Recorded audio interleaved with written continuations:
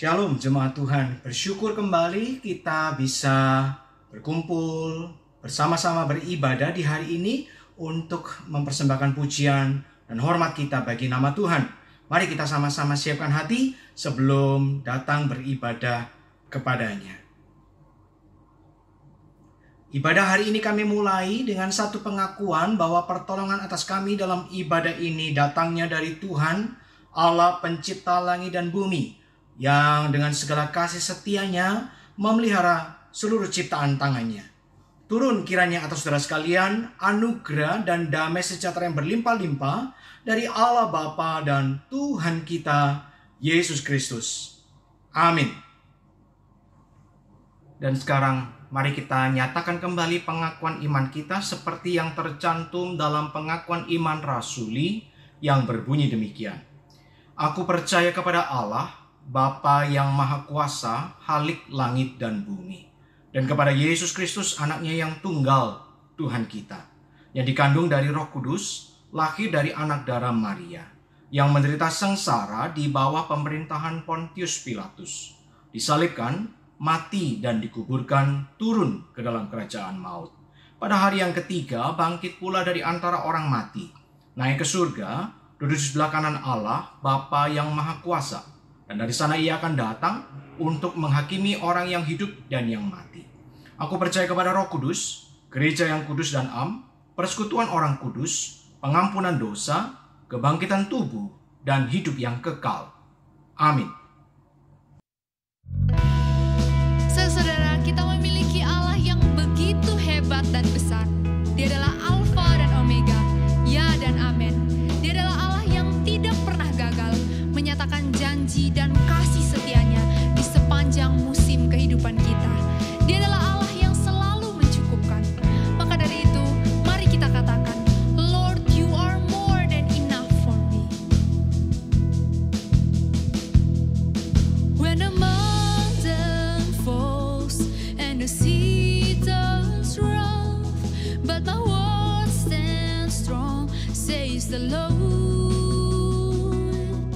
When the world gets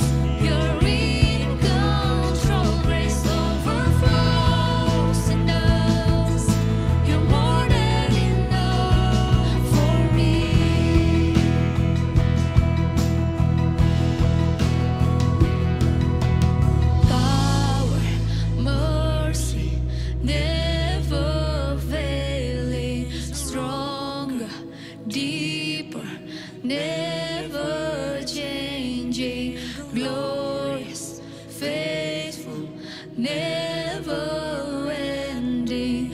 Great is our God.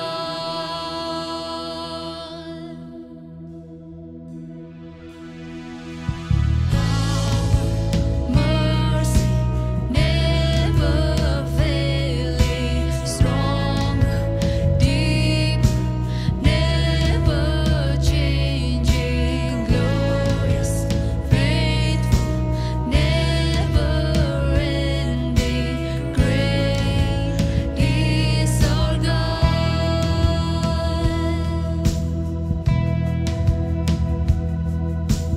Power, mercy, never failing, stronger, deeper, never changing, glorious, faithful, never ending. Great is our God.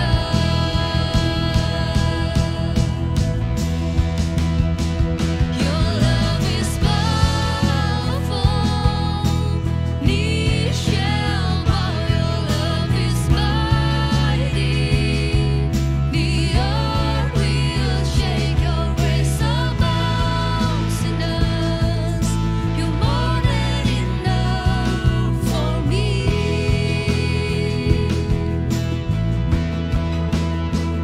Jesus, you're able to break every chains. Our lives in your hands. You're in control. Grace overflows in us. You're more than enough for me.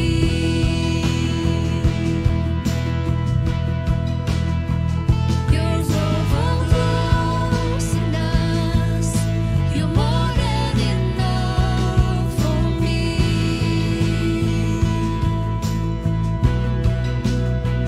Grace overflows in us. You're more than enough for me.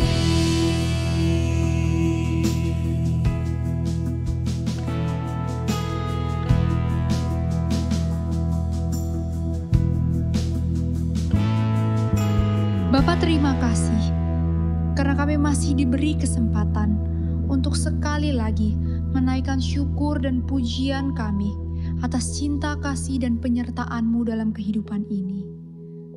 Ampuni kami Tuhan, apabila kami masih sering gentar ketika kami menghadapi permasalahan hidup yang mungkin terlihat begitu besar di depan mata kami. Kami sering kali lupa bahwa kami memiliki Allah yang berkuasa dan hebat. Allah yang kehadirannya mampu membuat langit dan bumi gemetar. Allah yang sama yang memegang kehidupan kami di tangannya. Tuhan, tolong tuntun kami. Biarlah ibadah ini dapat menjadi suatu persembahan yang harum dan yang manis Kau dengar ya Tuhan. Hanya di dalam nama-Mu kami berdoa. Amin. Jemaat, mari bersama nyatakan bahwa Dialah Allah yang sanggup melakukan segala perkara dulu, sekarang, dan selama-lamanya.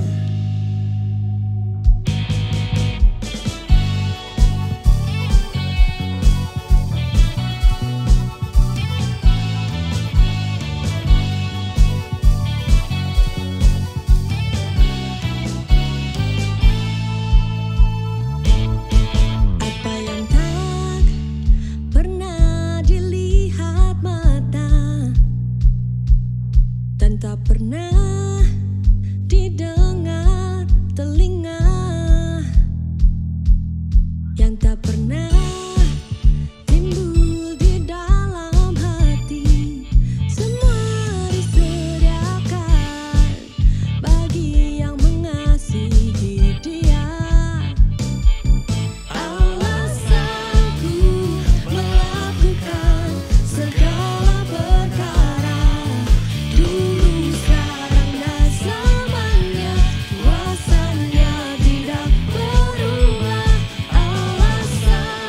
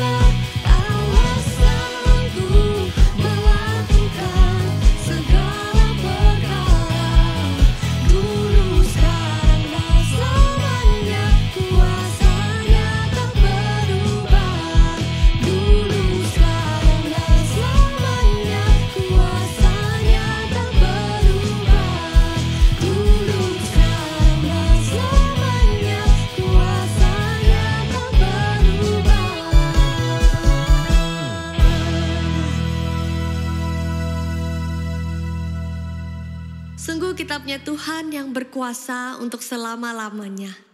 Dia juga Tuhan yang selalu merancangkan yang terbaik. Dia Tuhan yang menggenapi rencananya bahkan melalui setiap pergumulan atau kepahitan hidup kita. Hidup ini memang tidak mudah, tapi Dialah Tuhan kita yang setia. Mari kita mau terus datang menyembah dan naikkan ucapan syukur kita atas setiap penyertaan-Nya.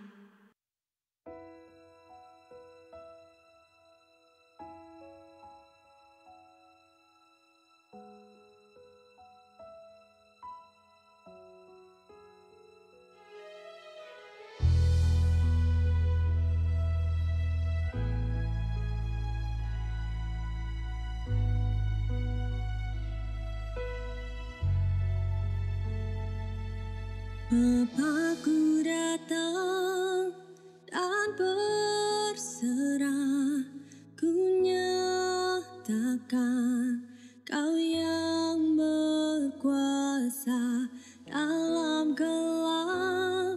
Kau setia, Kau cahaya hidupku.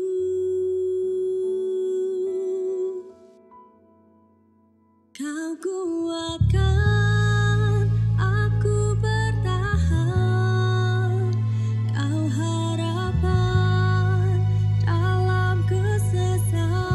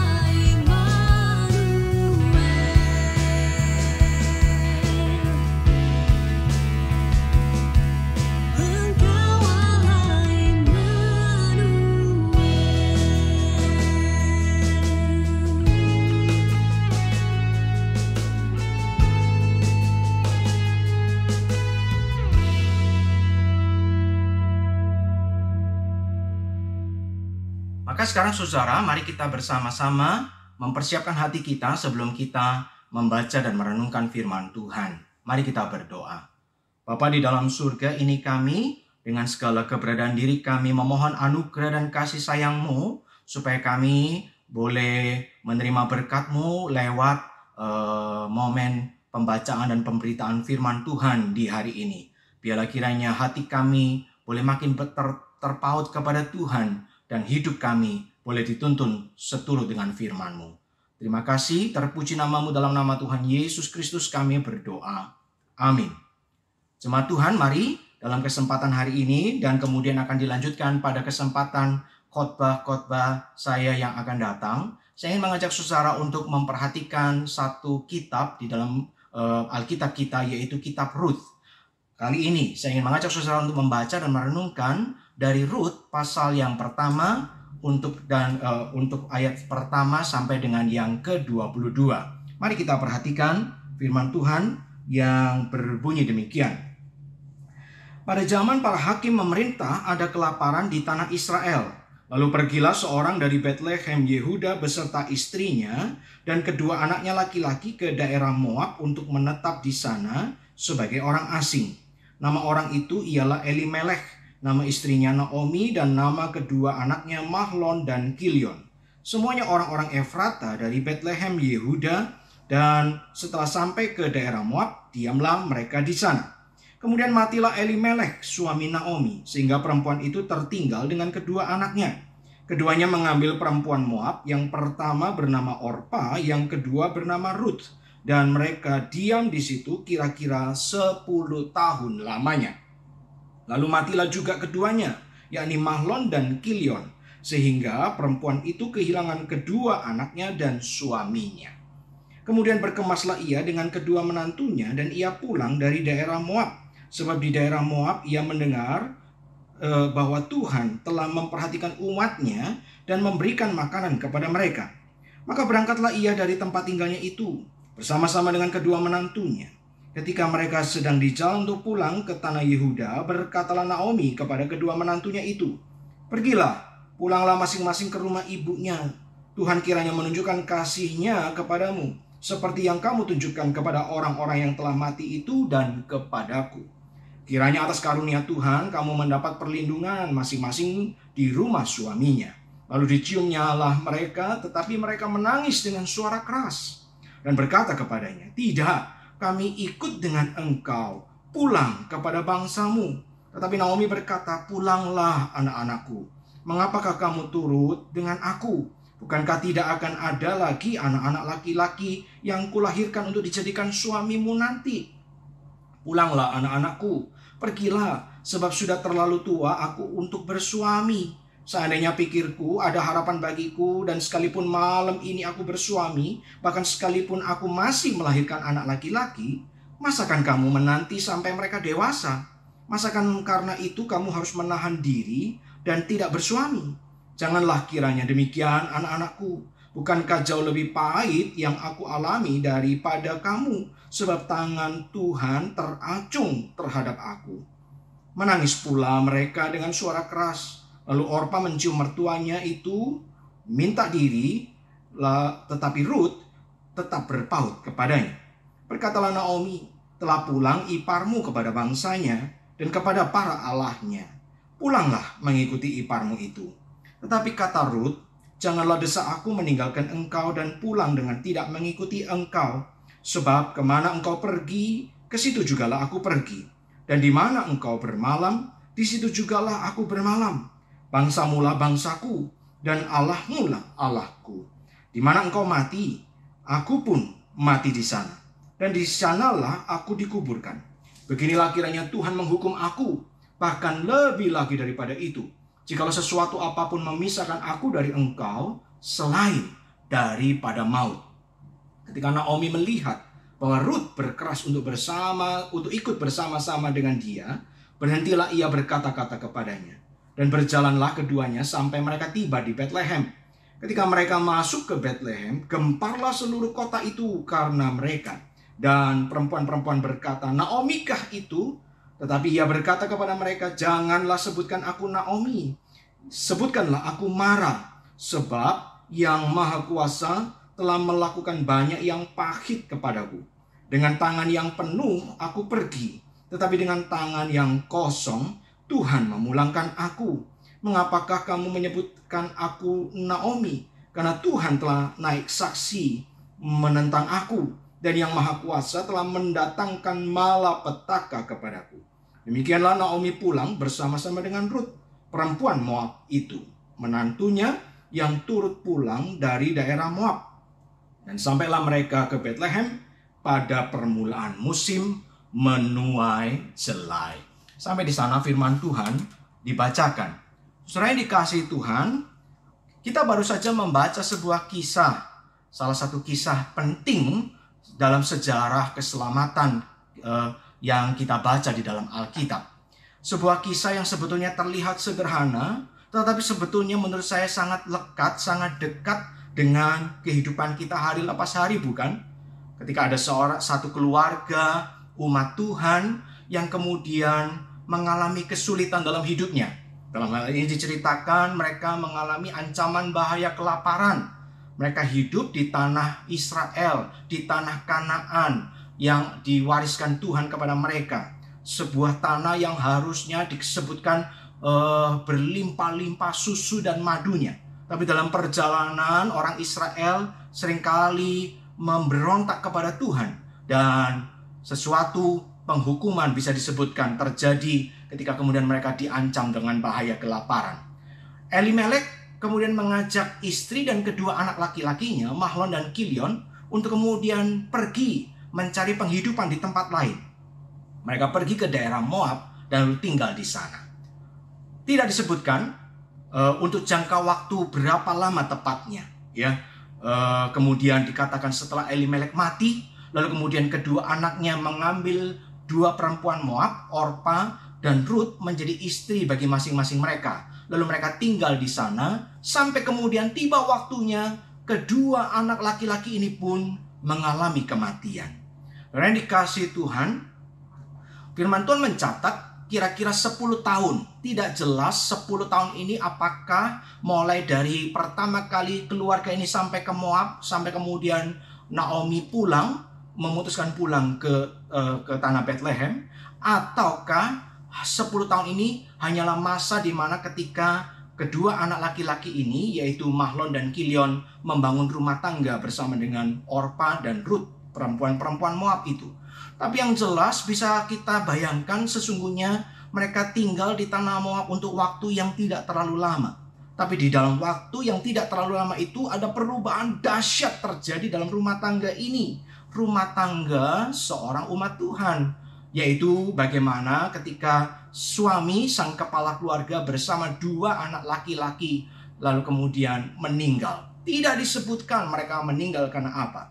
Tapi yang jelas kematian ini kemudian menggoncangkan bahkan iman seorang Naomi. Soalnya yang dikasih Tuhan, saya percaya sekali lagi, ya, walaupun mungkin kisah hidup kita itu tidak selalu identik sama persis dengan kehidupan dari keluarga Elimelek, saya percaya apa yang mereka alami itu juga dekat bukan dengan kehidupan kita. Bahwa kita sebagai anak Tuhan, sebagai umat Tuhan, juga seringkali dalam perjalanan hidup ini tidak selalu menjalani kehidupan yang serba mulus, kehidupan yang serba mudah, kehidupan yang tanpa tantangan, tanpa kesulitan, atau tanpa ancaman apapun.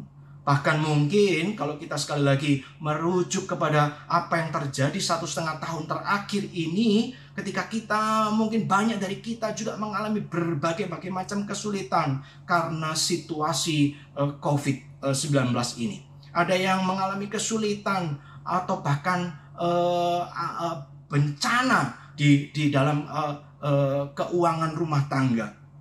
Ada yang mungkin kehilangan pekerjaan, ada yang mungkin omset menurun drastis, ada yang mungkin bahkan harus menutup tempat usaha. Ya, ada yang kemudian bahkan mungkin kehilangan barang-barang berharga, tabungan atau apapun yang dimiliki selama ini. Tapi bahkan lebih dari itu juga mungkin mengalami bencana lebih dari sekedar bencana keuangan, penderitaan karena sakit penyakit, kecacatan atau bahkan kematian. di tengah situasi pandemi ini. Sekali lagi, hidup kita sebagai seorang anak Tuhan juga tidak selalu mulus. Dan itu bisa sangat dekat dengan apa yang kita baca dari kisah hidup Elimelek tadi, bukan? Nah, apa yang kemudian terjadi dalam hidup rumah tangga ini menurut saya menjadi sebuah bahan renungan yang berharga untuk kemudian kita belajar bagaimana meresponi bencana atau situasi sulit yang terjadi dalam hidup kita. Kalau ketika kita melihat saudara kisah ini ketika dilanjutkan, saya merasa bukan cuman penderitaannya, kesulitannya yang dekat dengan kisah hidup kita, tetapi juga yang kita lihat adalah respon, khususnya respon Naomi ketika diperhadapkan pada situasi yang sulit seperti ini. Dan dikasih Tuhan, di dalam bagian ini yang kita baca, yang sudah saya bacakan tadi, Naomi kemudian ketika menghadapi bencana luar biasa dalam kehidupannya, tangan suami, lalu kemudian mungkin setelah itu dia menaruh harapan kepada 2 anak laki-laki, tapi kemudian 2 anak laki-lakinya ini pun bahkan juga mati tanpa sempat memberikan cucu, memberikan keturunan penerus bagi rumah tangga mereka. Dunia itu seakan-akan runtuh di atas kepala Naomi. Itu sebabnya kemudian ketika ia kemudian memutuskan untuk pulang kembali ke Bethlehem, ke tanah Yehuda, ya, dia kemudian pulang itu bukan dengan keadaan yang baik, tapi dia pulang dengan keadaan kepahitan, bahkan terhadap Tuhan. Itu sebabnya setidak-tidaknya ada 2 kali tadi ia berbicara tentang bagaimana ia memandang penderitaan sebagai hukuman Tuhan, sebagai cara Tuhan menunjukkan kemarahan atau bahkan kebencian kepada dirinya.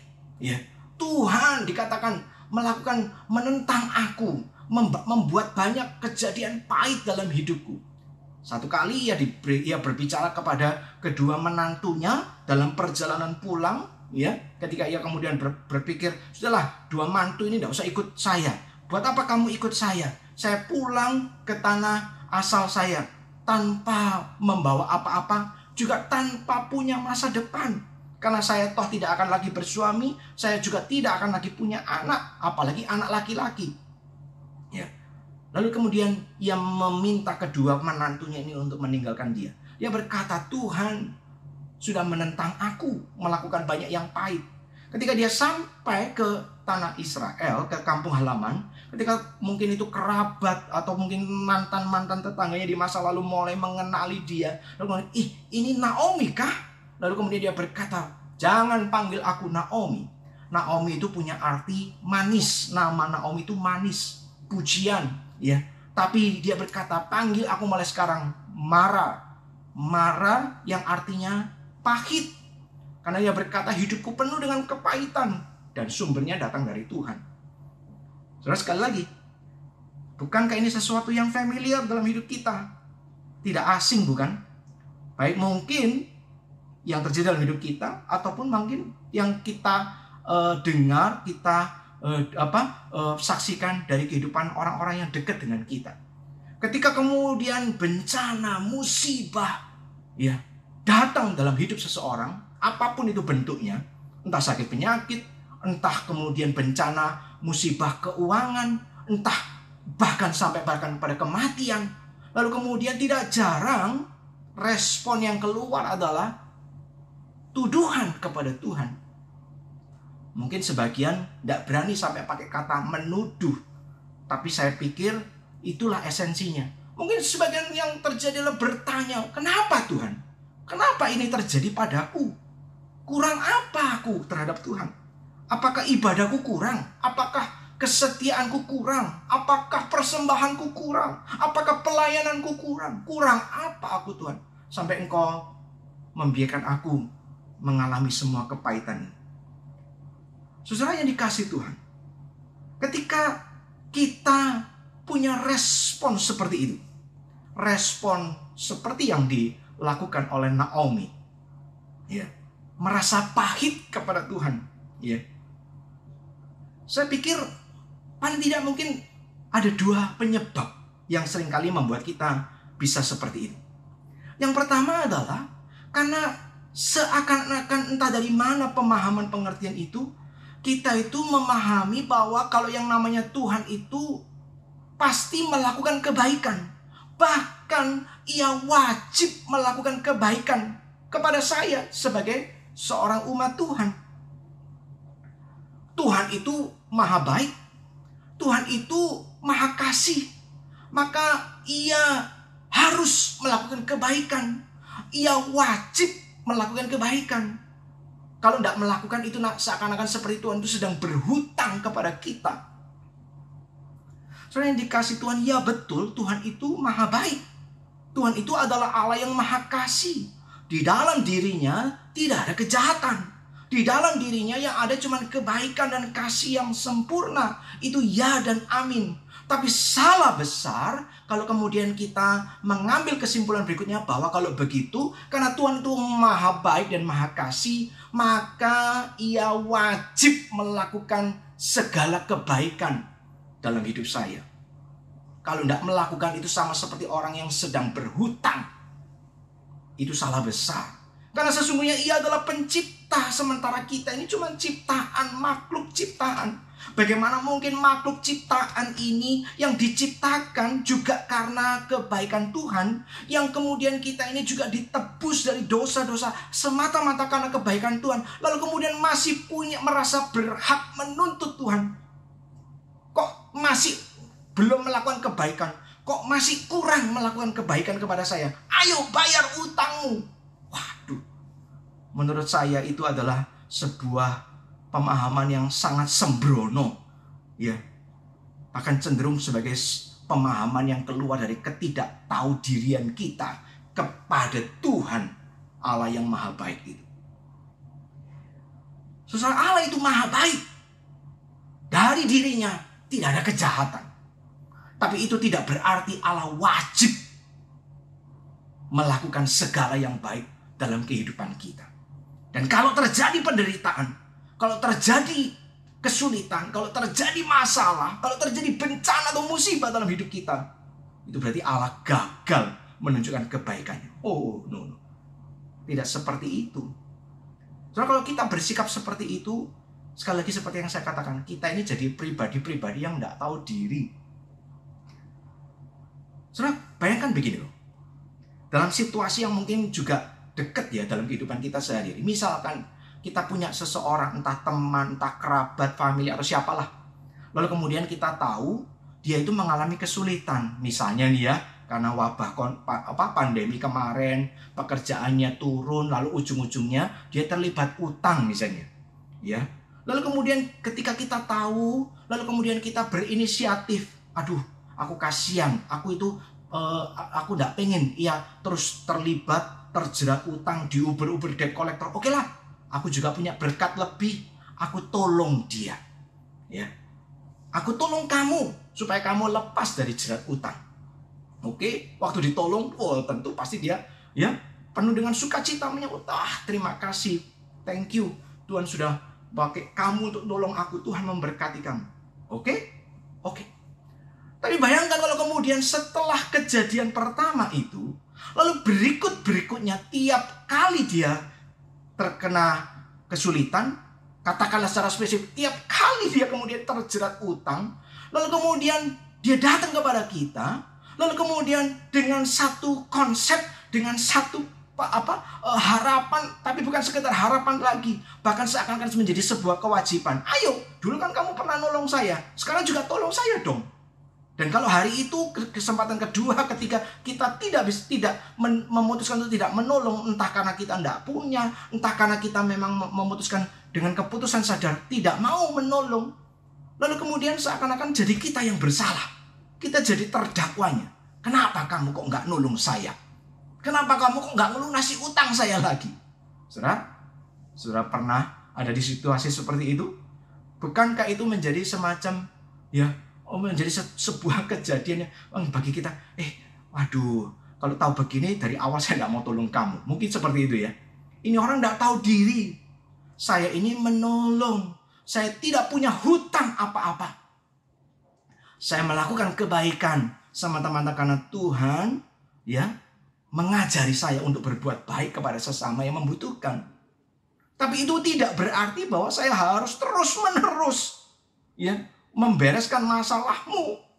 Masih ada orang-orang lain juga yang perlu ditolong, bukan? Apalagi kalau kita mulai mencium gelagat, loh, lawang dia tidak bertanggung jawab dengan keuangannya, makanya terjerat utang lagi. Tapi sekali lagi saudara perhatikan itu loh situasinya. Seseorang menerima pertolongan, lalu kemudian merasa kemudian orang yang menolong dia itu wajib untuk terus-menerus menolong dia di momen-momen berikutnya.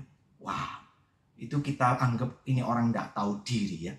Tapi bukankah hal yang sama sering terjadi dalam kehidupan kita, manusia ini? Bukankah harus diakui kita ini begitu banyak menerima kebaikan Tuhan, menerima pertolongan Tuhan, menerima segala kemurahan kasih sayang Tuhan.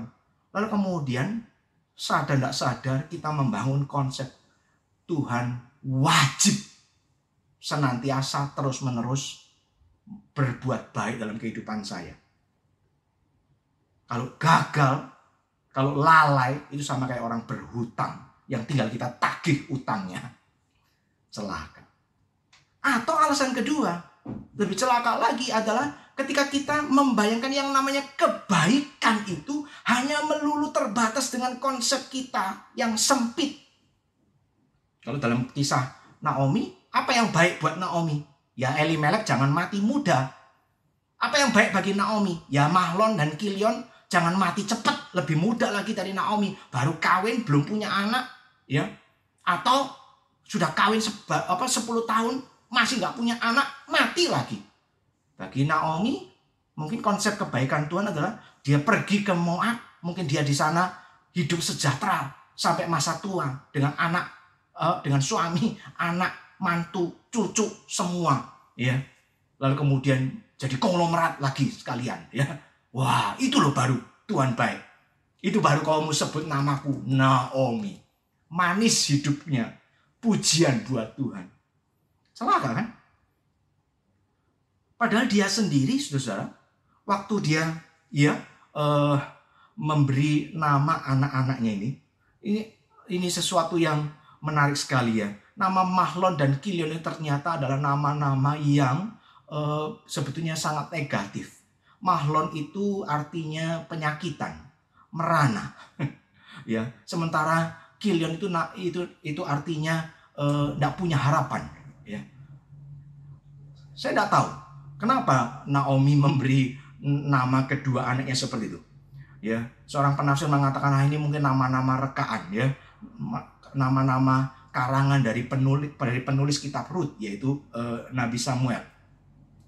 Tapi kok saya percaya nggak harus begitu.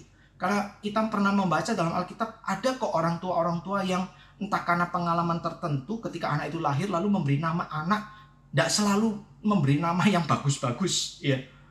Sudah ingat Benyamin, adik Yusuf, anak paling kecil dari Yakub, dari istrinya Rahel. Sebetulnya nama aslinya itu adalah Ben-Oni. Kalau nama pemberian Rahel, anak yang menyedihkan, anak yang membawa kesedihan. Setelah melahirkan anak itu dengan susah payah, akhirnya Rahel kan mati. Di tengah kondisi kritis itu Rahel ngasih nama Ben-Oni, anak yang menyedihkan. Yabes itu disebut sebagai seorang anak yang membawa penderitaan, kesakitan. Jadi bukan sesuatu yang mustahil Naomi kemudian memang memberi nama anak-anaknya dengan nama yang seperti itu. Apa kaitannya? Sekali lagi, kita ini manusia punya pemahaman yang sangat-sangat sempit tentang apa itu baik, apa itu tidak baik. Apa yang baik, apa yang tidak baik itu sekali lagi pandangan kita, pemahaman kita itu sangat-sangat terbatas. Lalu kita sekarang dengan berani mati memakai prinsip pemahaman yang terbatas untuk menilai Tuhan. Tuhan ini baik apa enggak terhadap saya. Tuhan ini kalau baik harusnya ini. Kalau ini berarti Tuhan enggak baik. Wah. Hati-hati saudaraku. Kita ini manusia. Siapa kita yang mau menilai Tuhan? Itu pengalaman Ayub waktu dia mengalami penderitaan. Akhirnya dia bisa berkata, siapa kita ini? Siapa aku ini mau menilai Tuhan? Tuhan berkata kepada Ayub, siapa kamu? Siapa manusia yang ngajarin aku ketika aku menciptakan dunia? Ketika aku menaruh bintang-bintang di tempatnya? Ketika aku menaruh lautan di tempatnya? Siapa yang mau ngajarin aku? Mau merasa lebih pintar dari aku? Dengan pertanyaan itu Ayub terdiam. Hati-hati. Kita sering ketika penderitaan terjadi, ketika masalah terjadi, lalu kemudian kita mengambil kesimpulan, Tuhan ini tidak baik. Tuhan ini meninggalkan aku. Tuhan ini menentang aku. Membuat hidupku jadi penuh kepahitan. Tuhan tidak sayang sama aku. No. Apa itu baik? Apa itu tidak baik? Jangan cuma dipikir berdasarkan konsep kita. Tapi mari kita mencoba memahami apa yang Tuhan kerjakan dalam hidup kita, bukan cuma dari momen-momen itu.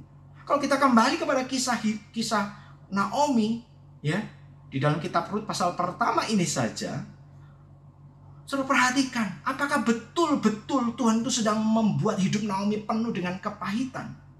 Tidak ada yang baik dalam hidupnya, sehingga dia berkata, panggil aku Mara, semuanya isinya pahit, ya, kayak itu sumber air yang pahit, ya. Lalu kemudian berkata demikian, menyimpulkan demikian. Coba kita perhatikan dalam pasal 1 tadi yang kita baca, ya, begitu Elimelek mati, Mahlon dan Kilion mati, tersisa 3 wanita, 3 janda ini, Naomi, Orpa dan Rut. Lalu kemudian Naomi mendengar bagaimana Tuhan Tuhan sudah menunjukkan kasih-Nya kepada Bethlehem, kepada tanah Yehuda, tidak ada lagi kelaparan, maka dia memutuskan untuk pulang. Dalam perjalanan pulang itu awal-awal kedua mantunya ikut. Saudara perhatikan loh, ini kedua mantu ini janda-janda yang sebetulnya masih muda, relatif muda. Kita ingat zaman-zaman itu pernikahan itu, wanita yang menikah itu mungkin usianya masih belasan tahun. Kalau katakanlah 10 tahun total mereka menikah, mereka umurnya masih 20-an sekian tahun. Mereka masih sangat mungkin untuk menikah lagi dengan orang lain.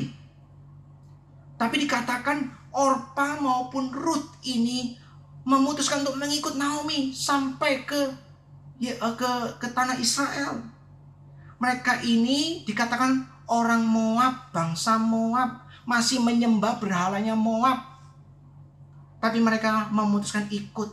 Bayangkan, kalau kita kayak bawa ke situasi konteks masa kini ya, banyak hidup rumah tangga itu yang khususnya antara mertua sama menantu perempuan itu tidak sedikit ya, yang muncul seringkali adalah ketegangan ya, yang seringkali yang muncul adalah konflik ya. Wah, ketidaksukaan banyak terjadi di mana-mana. Tapi ini menarik loh. Ini kedua mantu ini yang masih muda ini memutuskan, waktu awalnya paling tidak memutuskan untuk ikut Naomi loh, pergi ke tanah asing, meninggalkan kampung halaman, meninggalkan leluhur, meninggalkan dewa-dewanya, mau ikut Naomi ke tanah Yehuda. Padahal Naomi bukan janda kaya raya yang kemudian akan menjamin hidup mereka. Enggak, Naomi bilang, aku pergi dengan penuh, pulang dengan kosong, tidak punya apa-apa. Bahkan suami dan anak-anak pun mati. Tapi mereka memutuskan untuk ikut Naomi. Waktu Naomi kemudian berkata pulang, Orpa sekalipun yang akhirnya memang memutuskan pulang, dikatakan apa? Ia menangis. Jadi ini bukan perpisahan yang mudah. Ya. Bagi seorang Orpa sekalipun yang akhirnya memutuskan untuk oke, aku ikut omonganmu, aku akan pulang kembali ke keluargaku, ke tanah leluhurku, melanjutkan kehidupan. Tetap ini adalah sebuah tanda kasih yang ditunjukkan oleh seorang Orpa kepada mertuanya ini. Bayangkan, apakah itu masih disebut hidupnya penuh dengan kepahitan, melulu? Apalagi kemudian setelah itu kita membaca Orpa memutuskan pulang, ternyata mantu yang paling kecil Ruth, ya, yang sesuai namanya, arti namanya adalah sahabat, itu kemudian tetap memutuskan, enggak. Kemanapun kamu pergi, aku ke sana, ikut engkau. Di mana engkau bermalam, aku bermalam di sana. Bangsamu itu jadi bangsaku, Allahmu menjadi Allahku. Ruth bukan hanya menunjukkan kasihnya kepada Naomi, aku akan menemanimu, aku akan mengikut engkau sampai engkau tua. Walaupun engkau sudah tidak akan dengan umurmu yang tua, kamu nggak akan kawin lagi, kamu nggak akan punya anak laki-laki yang bisa aku kawini setelahnya. Itu budaya zaman itu ya. Kalau seorang suami mati belum punya keturunan, lalu kemudian ada adiknya nggak yang bisa menggantikan, ya. Anak laki-laki pertama itu akan kemudian diserahkan untuk bawa nama keluarga si yang mati itu. Anak berikutnya baru. Nah, ya. Naomi berkata, aku nggak bisa lagi loh punya anak laki-laki. Kamu nggak akan bisa kawin dengan anak keturunanku. Lalu apa? Jaminan pengharapannya buat kamu? Nggak ada. Kalau kamu ikut aku, hanya semata-mata susah. Tapi Ruth tetap berkata, enggak. Bahkan sampai finalnya dia berkata, Allahmu pun akan menjadi Allahku. Wow. Setelah kalau kita baca akhirnya, kisah ini dilanjutkan. Bukankah kemudian kita bahkan melihat sebuah karya Tuhan yang ajaib. Ruth inilah yang kemudian nanti dipakai untuk melahirkan ya Obed, lalu Obed melahirkan Isai, lalu Isai kemudian memperanakkan Daud. Wow. Sampai akhirnya kepada Kristus. Jadi saudaraku, apakah betul kesimpulan Naomi bahwa hidupnya cuma melulu kepahitan? Apakah Tuhan meninggalkan dia? Apakah Tuhan tidak lagi sayang sama dia? Tuhan hanya betul-betul mengerjakan yang jahat, yang tidak baik dalam hidupnya. Ya mungkin habis-habisan, tidak punya lagi harta benda. Dia habis-habisan, tidak punya suami, tidak punya anak laki. Tapi apakah itu berarti Tuhan semata-mata jahat kepadanya? Tidak. Kisah ini membuktikan Tuhan tetap hadir di masa sulit hidup Naomi. Dan sesungguhnya Tuhan juga tetap hadir di setiap masa sulit hidup kita, hidupmu dan hidupku. Ketika kesulitan terjadi, ketika bencana, musibah terberat sekalipun ya terjadi dalam hidup kita, jangan kita kemudian buru-buru menyimpulkan Tuhan menentang aku, Tuhan membenci aku, Tuhan tidak lagi peduli sama aku. Hidupku isinya cuma pahit dan pahit. Karena tidak demikian.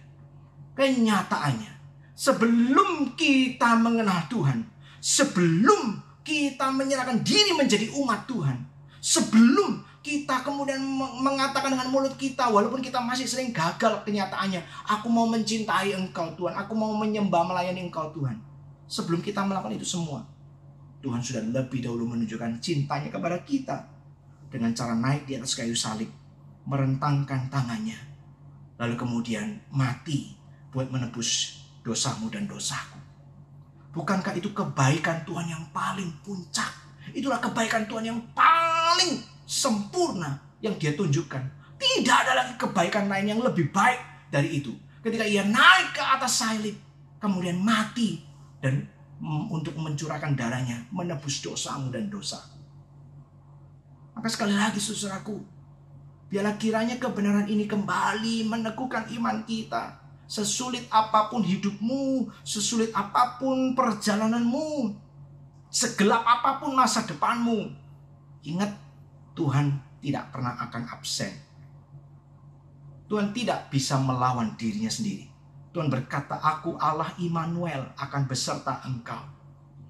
Dan itu adalah janji yang ya dan amin. Tidak akan pernah gagal. Ia tetap Allah yang beserta kita. Dia tetap Allah yang hadir dalam hidup kita.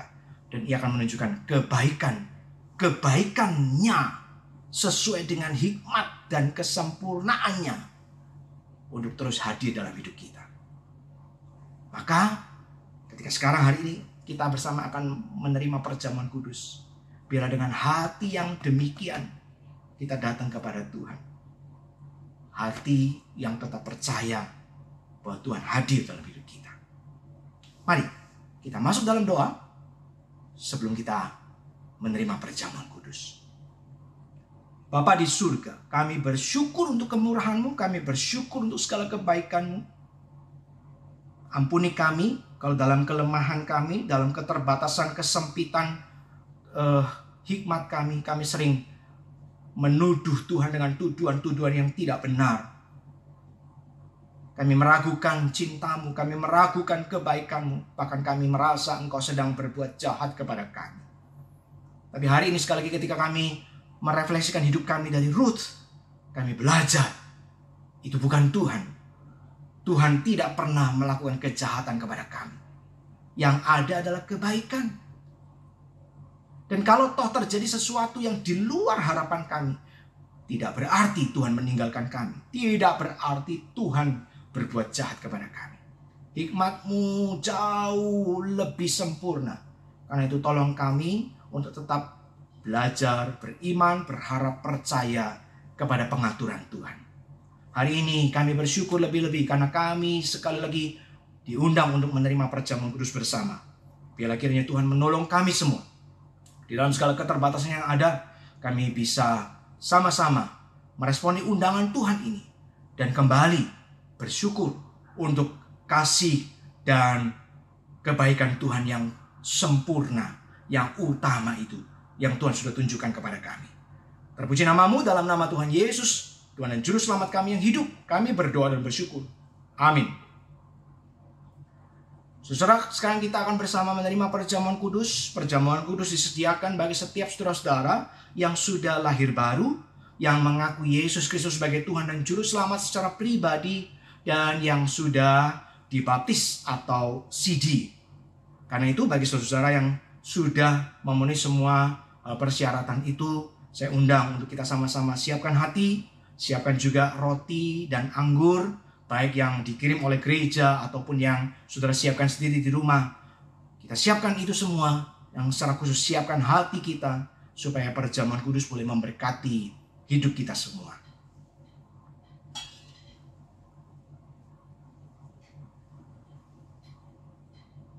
Saudaraku, pada malam waktu Tuhan akan diserahkan, Ia mengambil roti, mengucapkan syukur atasnya, lalu memecah-mecahkannya sambil berkata, "Inilah tubuhku yang dipecah-pecahkan bagi kamu.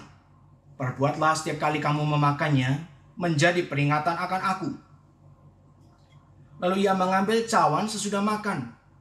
Dan di hadapan para murid Ia berkata, "Cawan ini adalah cawan perjanjian baru yang dimeteraikan dengan darahku.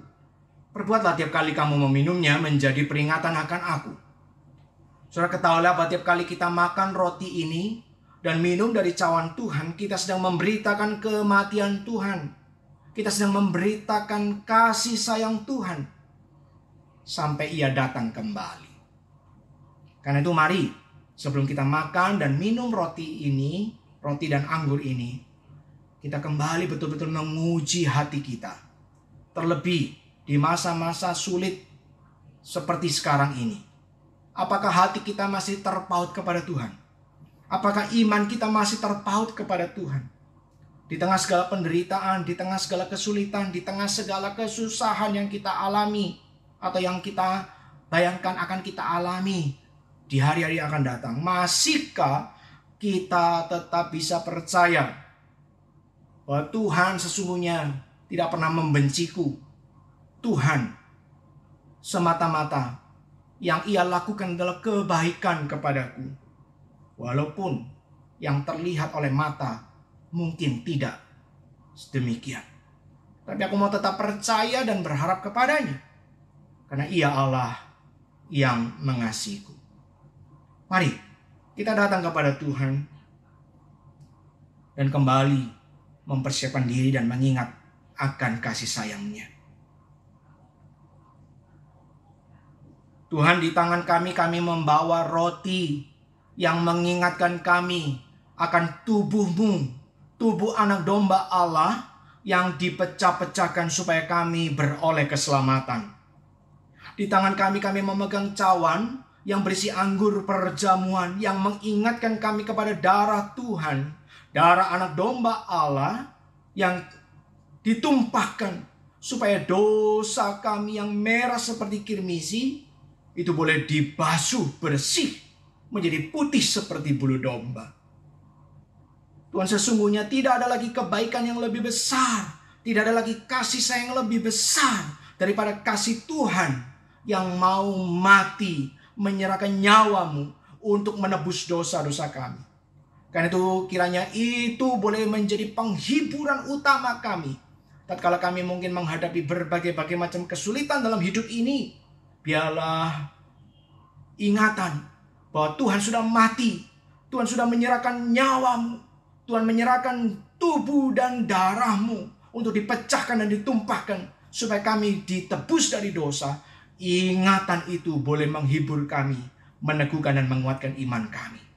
Terima kasih Tuhan. Kami akan makan, kami akan minum. Biarlah semua momen ini boleh memberi penghiburan, damai sejahtera yang besar kepada kami.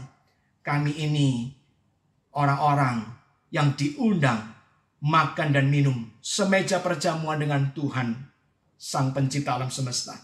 Dan satu hari nanti, kami akan meninggalkan dunia dengan segala kesedihannya, dengan segala kepahitannya, untuk berkumpul bersama Tuhan di surga dalam perjamuan kawin anak domba Allah selama-lamanya. Terpujilah namamu. Dalam nama Tuhan Yesus kami berdoa. Amin. Maka sekarang saudaraku,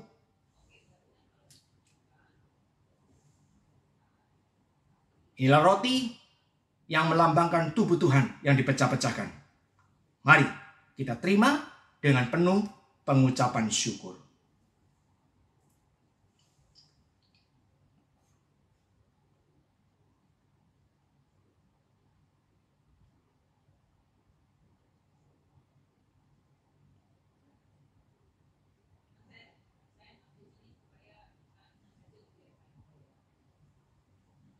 Mari siapkan anggur di tangan saudara. Inilah cawan yang berisi anggur perjamuan, lambang darah Tuhan yang ditumpahkan bagi kita. Mari kita terima dengan ucapan syukur.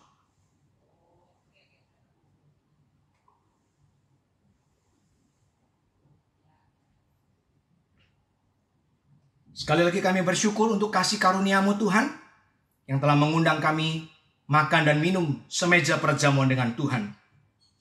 Walaupun kami masih harus menjalaninya dalam segala keterbatasan ini, tapi kami bersyukur bahwa cinta Tuhan tidak pernah terbatas.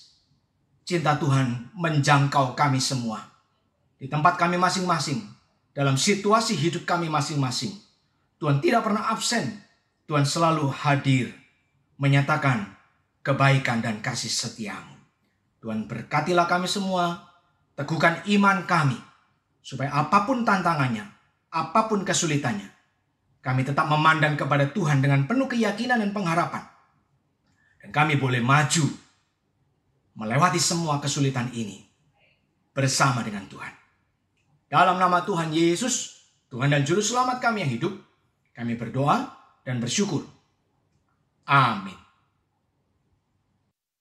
Saudara, mari bersama kita mau meresponi setiap kebaikan, penyertaan, dan anugerah-Nya.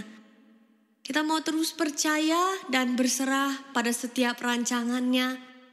Dan kita juga mau nyatakan bahwa kita mau setia sampai akhir hidup.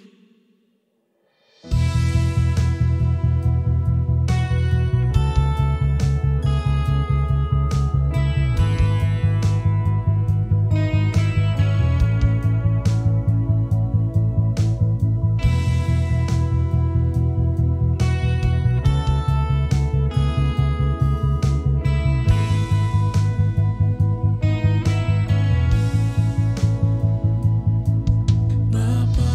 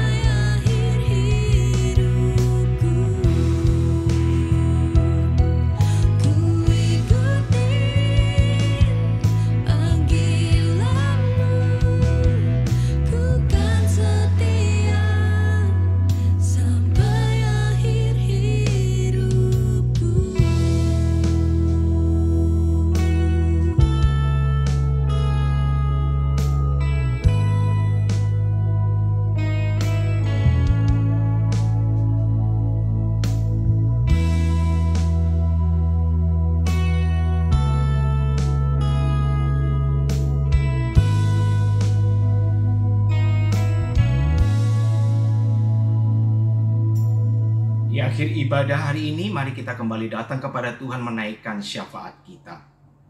Bapa di dalam surga, kami kembali datang kepadamu untuk bersama-sama menaikkan ucapan syukur untuk segala kebaikan dan kasih sayang-Mu yang Kau nyatakan dalam kehidupan kami setiap hari, tidak berkesudahan. Kasih setia-Mu selalu baru, rahmat-Mu selalu baru dalam hidup kami. Kami bersyukur untuk kondisi bangsa dan negara kami, secara khusus kota Surabaya, di mana kami tinggal. Kami bersyukur, kami bersuka cita melihat bagaimana tangan Tuhan yang penuh kuasa terus menyatakan pertolongan, sehingga hari ini kami bisa melihat kondisi tempat di mana kami tinggal menjadi semakin baik. Kami bersyukur untuk penurunan level akan PPKM yang dilakukan oleh pemerintah di kota kami. Kami bersyukur untuk angka-angka konfirmasi positif yang terus menurun. Kami bersyukur untuk angka-angka kesembuhan yang terus naik. Kami bersyukur untuk setiap pertolongan Tuhan di tengah-tengah kondisi kehidupan kami sebagai warga bangsa ini. Kami berterima kasih untuk itu semua. Karena itu ya Tuhan, kami terus datang kepadamu dengan penuh keyakinan, dengan penuh iman dan pengharapan. Karena kami tahu doa-doa yang kami naikkan tidak pernah sia-sia. Semua itu didengar dan Tuhan akan menjawabnya sesuai dengan waktu dan rencana Tuhan yang terbaik atas hidup kami. Kami bersama memohonkan kasih sayang-Mu supaya Indonesia boleh terus ditolong oleh Tuhan untuk makin pulih, untuk bisa mengalami pertolongan Tuhan supaya kondisi pandemi ini dapat semakin terkendali dengan baik. Kami mohon pertolongan Tuhan supaya kami sebagai warga bangsa ini bersama-sama bisa segera kembali bergerak untuk berkarya, untuk memajukan perekonomian negeri ini, supaya kami boleh melihat pertolongan Tuhan itu nyata dalam hidup kami semua. Kami mohon pertolongan-Mu ya Tuhan, supaya proses vaksinasi bisa terus dilakukan, bahkan dipercepat, sehingga hasilnya membawa kebaikan bagi seluruh negeri Indonesia.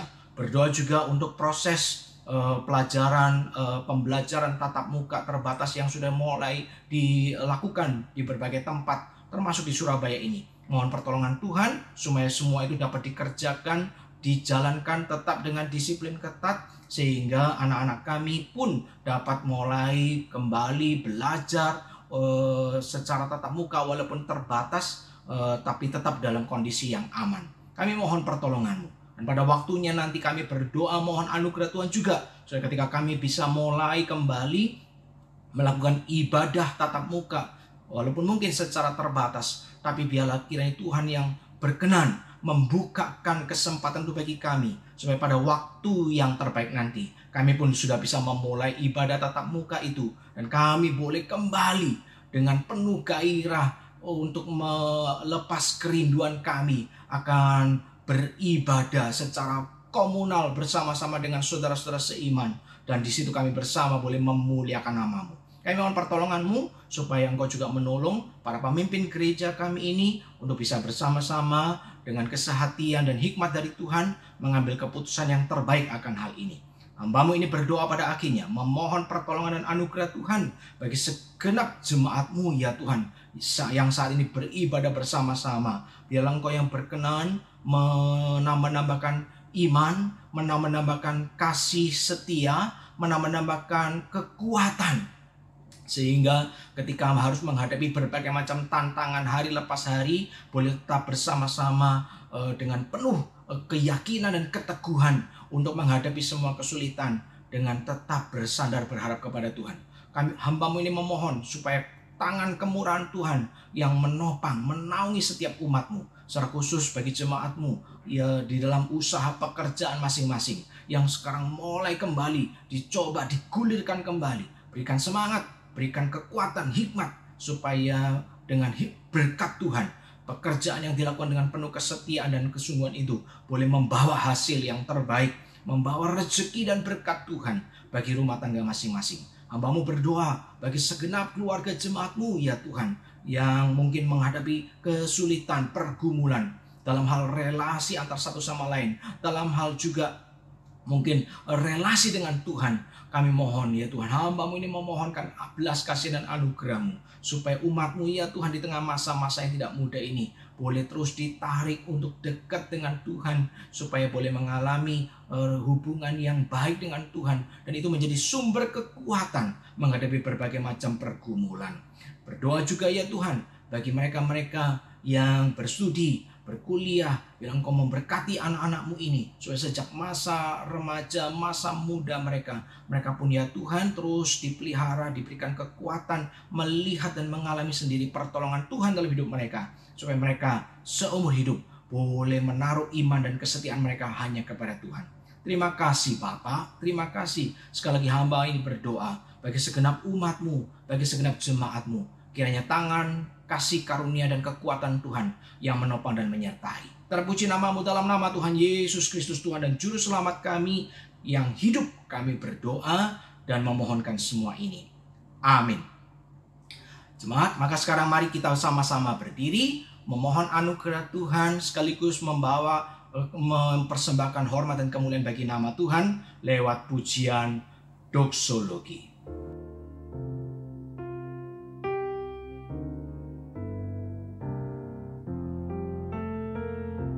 Puji Allah Bapa Putra, puji Allah Roh Kudus, ketiganya yang esa. Mohon selamat sumber berkat. Amin.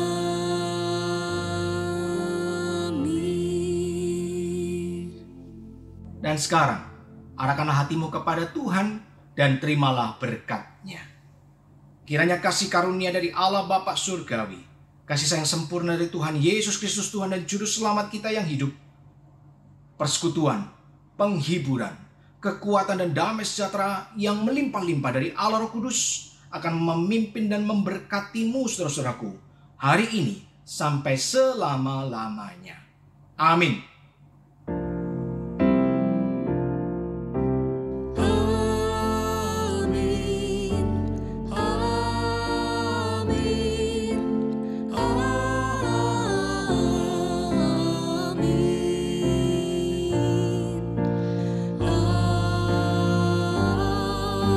Amin. Maka sekarang jemaat Tuhan, di akhir ibadah ini saya ingin menyampaikan beberapa pengumuman untuk kita perhatikan bersama. Yang pertama, saatnya yang dinanti-nantikan akan segera tiba. Ya, saudara, para pemimpin gereja ini telah mengambil keputusan dengan terus mendoakan dan mempersiapkan diri bahwa nanti di minggu pertama bulan Oktober 2021 kita berencana akan memulai kembali ibadah tatap muka secara terbatas. Karena ruangan gereja kita ada di area mall atau pusat perbelanjaan, maka saya berharap saudara kemudian juga mempersiapkan diri untuk memenuhi persyaratan-persyaratan seperti yang diatur oleh pemerintah untuk kita masuk ke mall. Yang pertama tentu saja dipersyaratkan bahwa saudara yang hadir adalah yang dalam keadaan sehat, tidak sedang demam, ya, dan kemudian juga saudara punya akun Peduli Lindungi dan setidaknya telah divaksin 1 kali. Dengan demikian, saudara nanti akan diperkenankan, diizinkan untuk masuk mall dan kemudian masuk ke ruang ibadah kita yang biasa kita pakai di ruang 440 di area Food Society atau Food Court Grand City Mall. Nah, saudara, sekali lagi saya memohon kerjasama dari saudara sekalian, ya, untuk kedisiplinan saudara untuk sepanjang, baik sebelum, selama di perjalanan, sebelum sampai di tempat, selama ibadah dan setelah ibadah, untuk terus dengan disiplin ketat menerapkan protokol kesehatan, memakai masker dengan baik, tidak boleh dilepas, ya, tidak boleh sampai tidak menutup hidung dan mulut secara sepenuhnya. Saudara dipersyaratkan untuk setidaknya memakai masker medis ya. Lalu kemudian dilapisi dengan lapisan yang kedua adalah masker kain. Dengan demikian kita akan saling menjaga satu sama lain. Saudara diharapkan untuk sepanjang sebelum memasuki ruangan, selama di ruangan dan sesudahnya. Saudara diharapkan untuk tetap menjaga jarak, tidak berkontak fisik satu dengan yang lain, dan setelah ibadah selesai bisa segera meninggalkan tempat ya. Dengan demikian sekali lagi, walaupun kita beribadah, tapi kita juga tetap melakukan bagian kita untuk saling menjaga satu sama lain.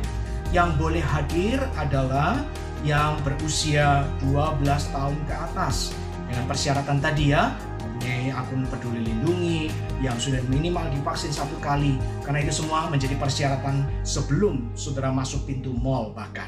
Lalu kemudian saudara-saudara diwajibkan untuk mendaftar lebih dahulu keikutsertaan saudara sebelum mengikuti ibadah hari Minggu. Jadi selambat-lambatnya nanti pada hari Rabu sebelum Minggu ibadah, saudara harus mendaftar lewat nomor WA gereja kita. Nanti akan dikirim balasan sebagai konfirmasi apakah saudara bisa datang atau tidak. Mengingat kapasitas ruangan masih sangat terbatas. Kemudian kita juga mencoba mengatur, nanti mungkin dibutuhkan pengaturan secara bergantian atau yang lain ya. Jadi intinya saudara wajib mendaftar, lalu kemudian saudara akan menerima balasan konfirmasi, baru saudara boleh hadir. Nanti hari Minggu saudara harus bisa menunjukkan WhatsApp balasan dari nomor gereja kita.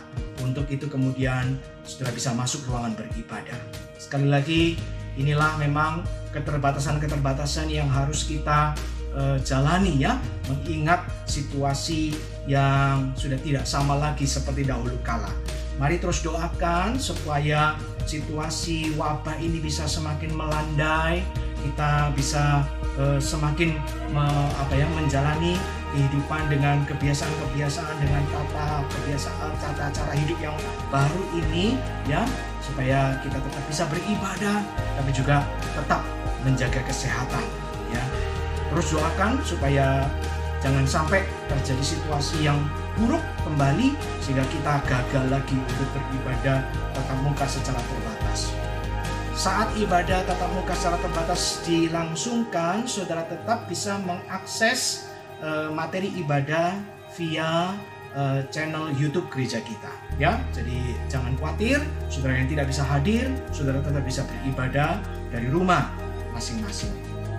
Yang kedua, dengan tidak jemu-jemu tetap mendorong kepada saudara untuk memperkuat ya persekutuan kepada Tuhan, juga dengan saudara seiman ya, lewat persekutuan doa setiap hari Rabu jam 7:30 malam lewat media Zoom, dan juga lewat kelompok-kelompok kecil atau grow di gereja kita.